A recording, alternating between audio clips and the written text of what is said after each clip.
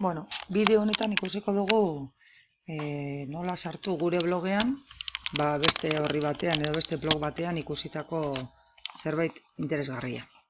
Orduan, suposatu blog honetan gaudela eta ikusten dugula, sarrera bat eta interesatzen zaigula gure blogera eramatea.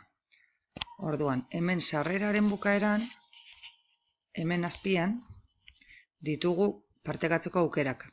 Lehenbizikoa da, Gmail bidez bidaltzeko, baina guk nahi dugu blogean sartu. Orduan, egingo duguna da, B jartzen duen honetan, sakatu, eta honek zuzenean irekiko digu beste leiho bat, eta hemen egin behar duguna da, aukeratu ze blogetan sartu nahi dugun.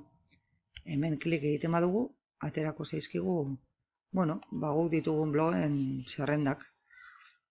Orduan, aukeratuko dugu hauetako zeinetan sartu nahi dugun, nik adibidez hemengo lehenbizikoan sartuko nuke, eta ikusten duzu hemen izenburua ja ezarrita datorrela, baina hor aukera duzue aldatzeko, eta hemen mezuaren gorputza ere ja idatzita dator defektuz, eta hemen daukagu guk sartu dugun sarreraren linka edo enlazea. Orduan sakatuko genuke publikar entrada eta listo, hori da guztia.